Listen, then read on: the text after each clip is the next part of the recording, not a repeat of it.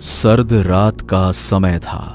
चारों ओर हल्का हल्का कोहरा फैला हुआ था। एक बहुत ही सुंदर पहाड़ी इलाका दिखाई दे रहा था और गौरव अपनी बाइक हल्की रफ्तार से चलाता हुआ जंगल के रास्ते से गुजर रहा था और उसके पीछे उसकी पत्नी नताशा बैठी हुई थी। तुमसे कहा था ज्यादा अंदर मत चलो, ये घना जंगल है, हम रास्ता भटक जाएंगे। और जिस बात का डर था वही हुआ। ओफो नताशा, अब मैं क्या करूं? मुझे खुद लगा था कि हम टाइम पे होटल पहुंच जाएंगे, लेकिन मुझे क्या पता था कि अचानक से चारों ओर ये कोहरा फैल जाएगा। अब मुझे तो सभी रास्ते एक जैसे नजर आ रहे हैं, एक तो सामने कुछ दिखाई भी नहीं दे रहा है। अभी तो 8 बजे हैं और ऐसा लग रहा है जैसे आधी रात हो गई हो। ठंड भी बढ़ती जा रही है। अगर हम सच में रास्ता भटक गए तो क्या हमें सारी रात जंगल में काटनी होगी? तभी गौरव ने अचानक से अपनी बाइक रोक दी। क्या हुआ? अरे वो तो देखो, सामने रोशनी दिखाई दे रही है और कुछ हलचल भी होती हुई महसूस हो रही है। देखो तो। ऐसा लगता है नताशा जैसे वहां पे कोई गांव है। एक काम करते हैं, वहीं चलते हैं। गांव वाले हमें सही रास्ता बता देंगे, नहीं तो हम यहाँ पूरी रात जंगलों में भटकते रह जाएंगे। चलो आओ। इतना कहकर गौरव ने अपनी बाइक स्टार्ट की और उस दिशा की ओर बढ़ा दी। कुछ देर बाद गौरव की बाइक एक गांव की सीमा के अंदर प्रवेश कर गई। पहाड़ी इलाके में बने हुए उस गांव के हर घर में लालटेन की रोशनी जल रही थी। ऐसा लगता है जैसे इस गांव में अभी तक बिजली नहीं आई। सो सैड यार, सच में ना, अपने इंडिया में आज भी सोचो ऐसे पहाड़ी इलाके हैं जहां पर बिजली नहीं पहुंची। यार कितना बुरा लगता है। लेकिन जो भी हो, यहां पर बड़ा सुकून है। ये कहीं नहीं मिलेगा पूरे इंडिया में। क्या कहती हो? तभी गौरव की नजर गांव के बीचों बीच खड़े एक वृक्ष के सामने एक सुंदर सी चाय की टपरी पर पड़ी, जहां एक बुजुर्ग बैठे हुए थे और एक बूढ़ा व्यक्ति गर्मा गर्म चाय बना रहा था। मुझे तो बहुत तेजी से ठंड भी लग रही है। चलो चलकर चाय पी लेते हैं, कुछ आराम भी मिल जाएगा। गौरव ने तुरंत अपनी बाइक चाय की टपरी के सामने रोक दी। वहां बैठे हुए सभी बुजुर्ग और जवान बड़ी ही विचित्र नजरों से गौरव और नताशा को देखने लगे।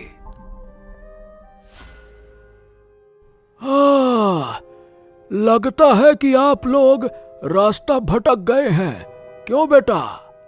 हाँ काका, बात यह है कि हम कुछ दिनों पहले ही चंबा शहर में घूमने के लिए आए थे। आज शाम को बस ऐसे ही चंबा टाउन के जंगलों में घूमने का मन बना और हम बाइक से ही घूमने के लिए निकल गए। लेकिन बाबा पता नहीं क्या हुआ कि अचानक से कोहरा आ गया और हम रास्ता भटक गए। लेकिन आपको कैसे पता चला कि हम रास्ता भटक गए हैं? ऐसा है बेटवा, ये गांव में ना अक्सर लोग भटकते हुए ही आते हैं, सीधे सीधे कोई नहीं आता। गौरव ने उसकी बात पर ज्यादा ध्यान नहीं दिया। अच्छा काका, मुझे और मेरी पत्नी को एक बढ़िया कड़क और मस्त वाली चाय पिला दो। थोड़ा सा अदरक ज्यादा कर देना, ठंडी है ना तो मजा आ जाएगा। हाँ हाँ हाँ, क्यों नहीं। हमारी चाय जो पीता है वो स्वाद कभी नहीं भूलता बेटा। बैठो, अदरक के साथ इलायची भी डालूंगा, चिंता ना करो, बैठो। इतना कहकर उस बूढ़े व्यक्ति ने 2 कुल्हड़ों में चाय डालकर गौरव और नताशा को दे दिया।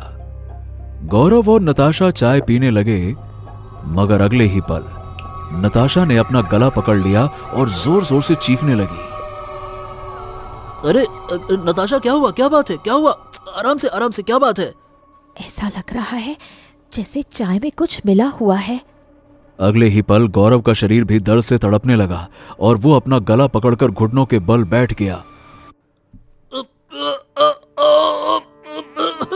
अरे आखिर तुमने हम दोनों की चाय में क्या मिलाया था? बेटवा, ई भूतन की चाय है जनाब, और भूतन की चाय का स्वाद जरा देर से आता है। चिंता ना करो, कुछ देर बाद तुम दोनों अपना शरीर छोड़ दोगे। उसके बाद तुम्हें ये चाय बड़ी स्वादिष्ट लगेगी। इतना सुनते ही वहां बैठे सभी लोगों के चेहरे अचानक से भयानक हो गए। उनके चेहरे डरावने रूप में बदल गए और वो सब अजीब अंदाज में हंसने लगे। कुछ ही देर में नताशा और गौरव तड़पते हुए जमीन पर गिर पड़े और उन्होंने दम तोड़ दिया। उनके चेहरे काले पड़ गए और कुछ ही क्षण बाद उनकी आंखें अचानक से खुल गईं। उनकी आंखों की पुतलियां पूरी तरह से सफेद हो चुकी थीं।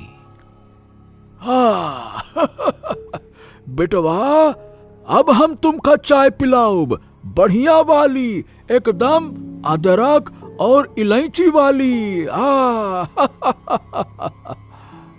इतना कहकर चाय वाले ने अपने भयानक हाथों से कुल्हड़ों में फिर से चाय डाली और नताशा और गौरव की ओर बढ़ा दी। दोनों ने वो चाय पी ली।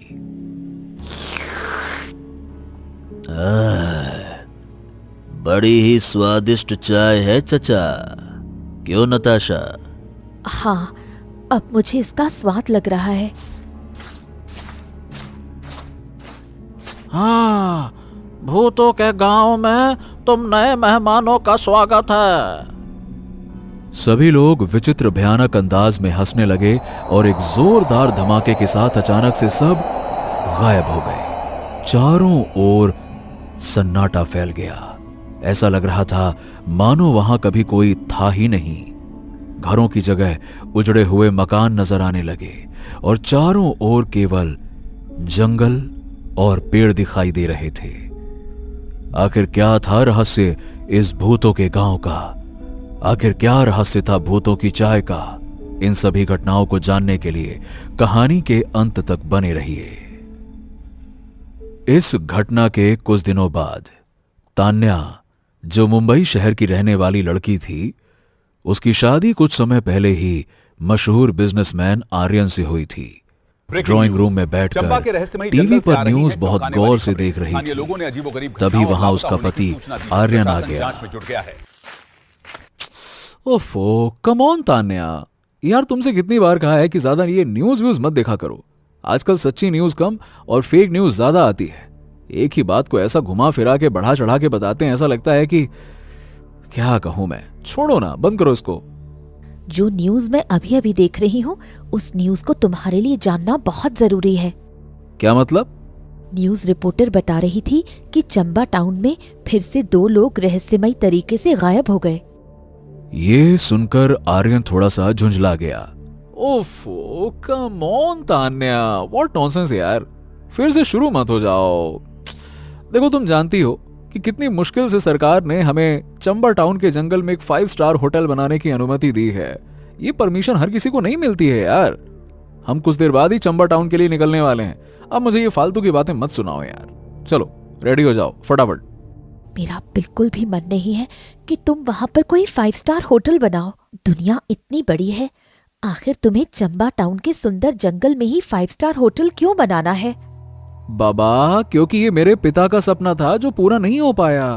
और मेरे पिता बताया करते थे कि मेरे दादा का सपना था चंबा टाउन के सुंदर जंगल में 5 स्टार होटल बनाने का। लेकिन अपना सपना पूरा करने से पहले ही उनकी रहस्यमयी परिस्थितियों में मौत हो गई। अब देखो, मैं अपने दादा और पिता के सपने को तो ऐसे छोड़ नहीं सकता। पूरा कौन करेगा? मैं ही करूंगा। चलो फटाफट रेडी हो जाओ। इतना कहकर आर्यन कमरे से बाहर निकल आया। कमरे से बाहर निकलते ही आर्यन दीवार पर लगी हुई एक बड़ी तस्वीर के सामने जाकर रुक गया। वो तस्वीर उसके दादा की थी, जिनकी शक्ल काफी हद तक आर्यन से मिलती थी। दादाजी, मैं आपका सपना जरूर पूरा करूंगा, आशीर्वाद बनाए रखिएगा। तभी आर्यन के कानों में उसके दोस्त राहुल की आवाज टकराई।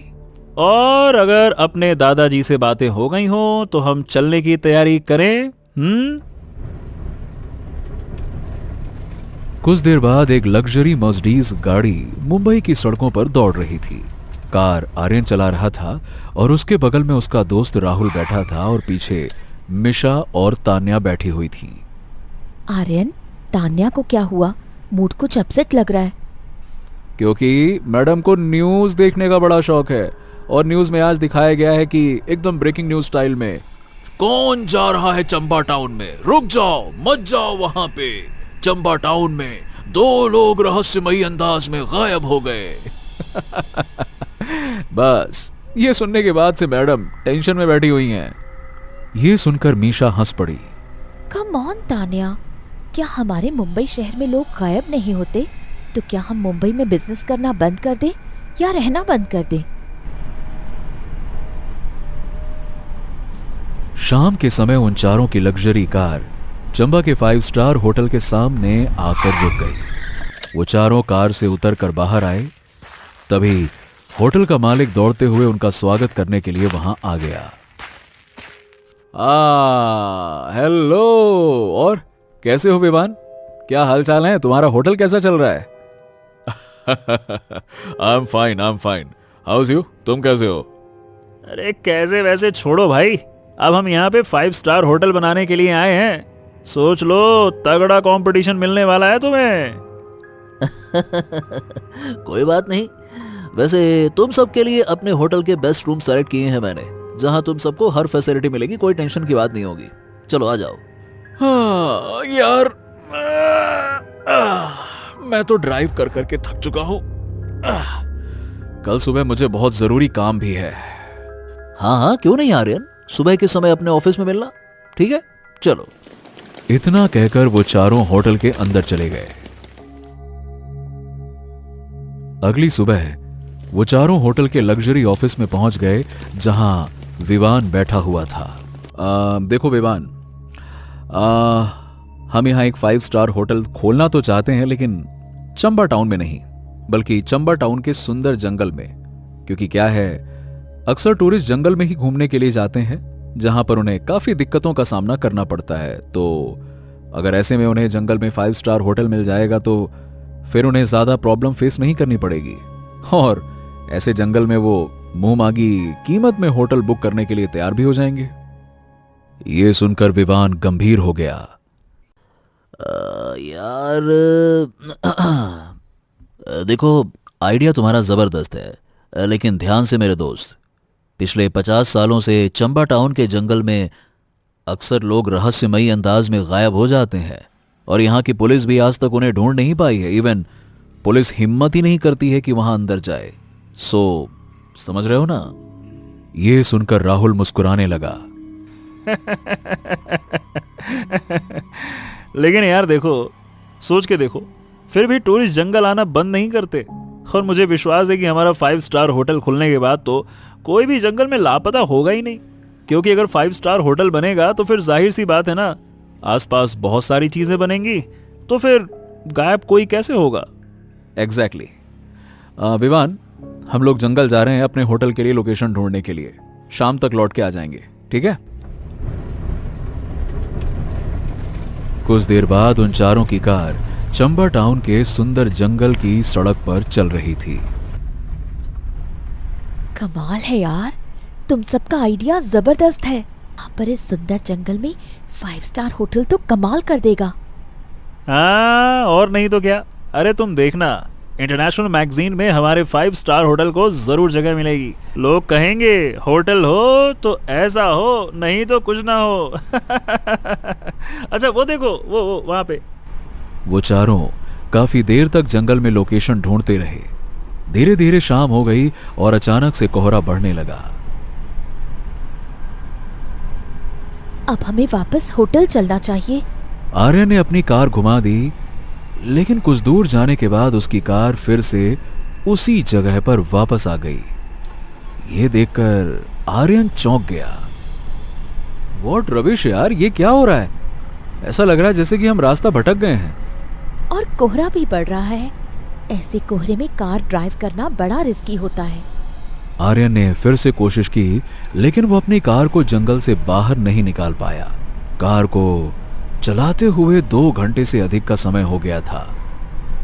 थक हार कर आर्यन ने अपनी कार एक सुनसान सड़क पर रोक दी। माय गॉड, ये क्या हो क्या रहा, समझ नहीं आ रहा है। हाँ, एक तो कार का तेल भी खत्म हो रहा है। बाप रे, अब अगर कार को और घुमाया तो फिर तो ये बंद हो जाएगी। ये सुनकर तान्या और मीशा थोड़ा डर गईं। ओह माय गॉड, क्या हमें सारी रात जंगल में ही बितानी पड़ेगी? तभी राहुल की नजर दूर एक गांव की ओर पड़ी, जहां कुछ रोशनी दिखाई दे रही थी। राहुल के होठों पर अचानक से मुस्कुराहट आ गई।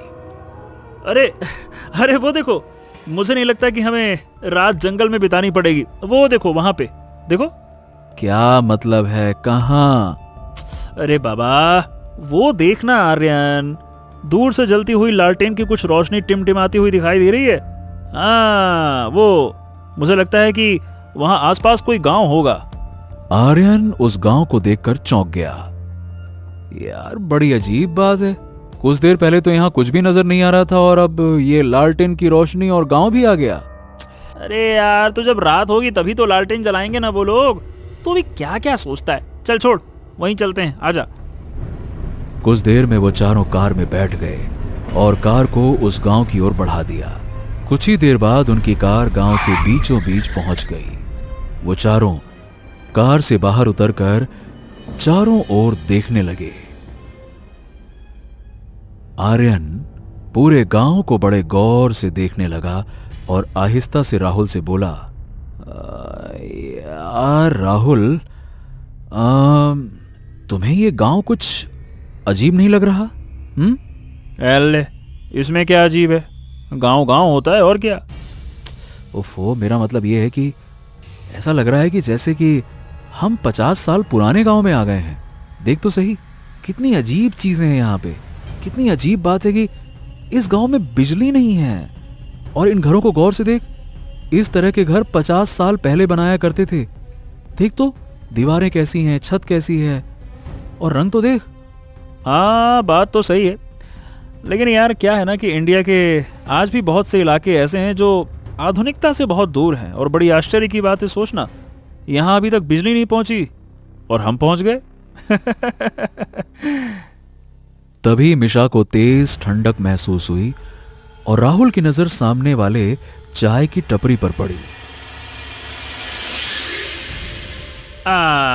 वो देखो, चलो आज तुम सबको गर्मा गर्म चाय पिलाता हूँ, गांव वाली चाय। आ जाओ आ जाओ, कुल्हड़ में चाय पिलाऊंगा, आ जाओ आ जाओ आ जाओ। कुछ ही देर में वो चारों चाय की टपरी की ओर अपने कदम बढ़ा देते हैं। वहां एक बूढ़ा व्यक्ति चाय बना रहा था और उसके सामने एक वृक्ष के नीचे 2-3 बुजुर्ग और कुछ गांव के नौजवान बैठे हुए थे।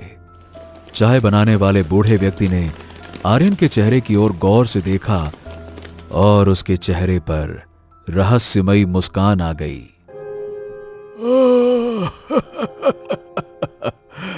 कितनी अजीब बात है, तुम्हारा चेहरा कैलाश से कितना मिलता जुलता है। कैलाश? वो तो मेरे दादा का नाम है। क्या तुम मेरे दादा को जानते हो काका? तभी अचानक से पास के एक घर का दरवाजा खुला और एक लंबा चौड़ा कद काठी वाला व्यक्ति बाहर आया, जिसकी बड़ी बड़ी मूछें थीं। मैं इस गांव का मुखिया हूं। तुम्हारे दादा कैलाश को इस गांव में भला कौन नहीं जानता। आज तक कोई उन्हें नहीं भूला। तुमने बिल्कुल अपने दादा की शक्ल पाई है। हाँ, मेरे डैड मतलब मेरे पिताजी भी यही कहा करते थे कि मैंने आदतें भी उनकी तरह ही पाई हुई हैं। ये सुनकर सभी लोग विचित्र और रहस्यमयी अंदाज में आर्यन की ओर देखने लगे। बात यह है कि हम लोग ना यहाँ पे 5 स्टार होटल की लोकेशन को ढूंढने के लिए आए हैं। मैं और मेरा दोस्त आर्यन यहाँ पर एक 5 स्टार होटल बनाना चाहते हैं। तुम्हारे गांव की लोकेशन हमें बहुत ज़्यादा पसंद आई है, वैसे बहुत अच्छी जगह है ये। ऐसन लग रहा है जैसे इतिहास अपने आप ही को दोहरा रहा है।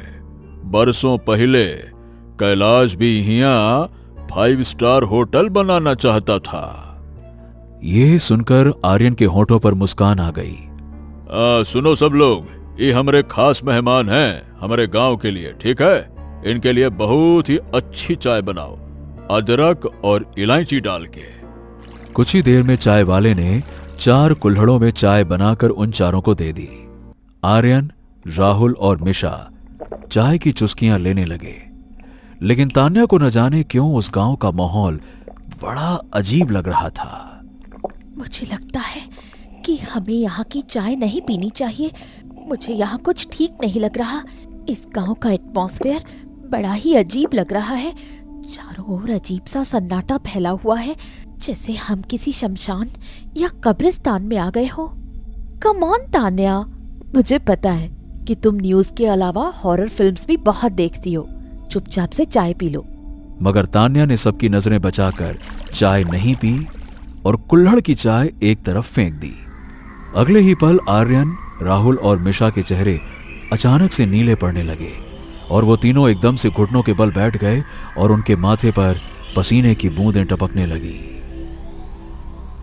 आखिर तुमने चाय में क्या मिलाया है?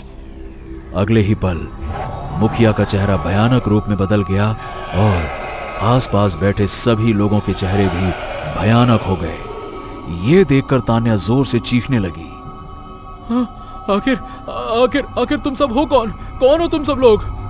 क्या तुम्हें भूतों की चाय अच्छी नहीं लगी क्या? हम सब की ये हालत करने वाला कोई और नहीं बल्कि तुम्हारा दादा कैलाश था। ये सुनकर आर्यन पूरी तरह से चौंक गया। पिछले 50 वर्षों से हम तुम्हारा ही इंतजार कर रहे थे ताकि हम कैलाश के वंश को खत्म कर सके। वर्षों पहले तुम्हारे दादा कैलाश यहाँ 5 स्टार होटल बनाने के लिए आया था और वो हमारे सुंदर गांव को मिटाकर यहाँ होटल बनाना चाहता था। जब हमने इनकार कर दिया तो उसने कुछ पुलिस वालों के साथ मिलकर हमारे पूरे गांव को आग के हवाले कर दिया। हमारा पूरा गांव जलकर राख हो गया, सबई मारे गए और अफवाह फैला दी कि जंगल में आग लगने की वजह से पूरा गांव जल गया। फिर कुछ दिन बाद वो अकेला हमारी तबाही का मंजर देखने के लिए आया, लेकिन वो नहीं जानता था कि हम मरकर भी मरे नहीं थे, हम लौट आए थे। हमारे भयानक चेहरे देखकर वो चीख उठा और हमने उसे उसके अंजाम तक पहुंचा दिया। लेकिन हम फिर भी रुके नहीं, क्योंकि हम उसके वंश को ही मिटाना चाहते थे। जानते हो, हमारा ये गांव चाय के नाम से प्रसिद्ध था। जब भी यहाँ कोई सैलानी घूमने आता ना, वो हमारे गांव की चाय जरूर पीता था। मरने के बाद भी हमने अपनी इस परंपरा को जारी रखा। अंतर केवल इतना है कि अब हमारे गांव की चाय भूतों की चाय कहलाती है। इसके बारे में केवल वही जानता है जो चाय पीता है। लेकिन क्या फायदा, चाय पीने के बाद वो जिंदा नहीं रहता। इतना कहकर मुखिया तान्या की ओर देखने लगा। और हम जानते हैं लड़की कि तूने चाय ना पी है, इसीलिए तुझे कुछ न हुआ। खैर, तू चिंता ना कर, हम तुझे कुछ नहीं कहेंगे।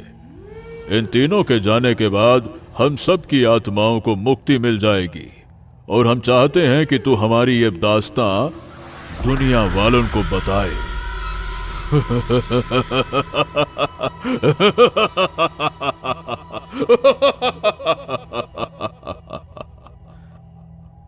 इतना कहकर मुखिया भयानक अंदाज में हंसने लगा और कुछ ही देर में आर्यन, मिशा और राहुल तड़प तड़प कर दम तोड़ बैठे। अगले ही पल एक जोरदार धमाके के साथ पूरा गांव गायब हो गया। अब वहां तान्या को खंडहरों के अलावा कुछ भी नजर नहीं आया। तान्या कांपते हुए अपनी कार में बैठी और तेजी से वहां से निकल गई। कुछ देर में वो चंबा शहर पहुंच गई और उसके बाद मुंबई लौट गई। वो आर्यन, राहुल और मिशा को याद करके रोती रही। कुछ समय बाद तान्या ने एक प्रेस रिपोर्टर से मुलाकात की और उसे पूरी घटना बताई। जल्द ही बड़े अखबारों में कैलाश की सच्चाई छपने लगी और न्यूज चैनलों पर भी यह खबर दिखाई जाने लगी कि चंबा के रहस्यमयी जंगल में लोगों के लापता होने का रहस्य सुलझ गया था। तान्या ने उसके बाद फिर कभी शादी नहीं की। आज भी जब वो भूतों की चाय के बारे में सोचती थी तो उसे अपने पति आर्यन, राहुल और मिशा की याद आती थी। उसने चाय पीना छोड़ दिया। जब भी वो चाय देखती तो उसके रोंगटे खड़े हो जाते, क्योंकि चाय देखकर उसे आज भी भूतों की चाय याद आ जाती।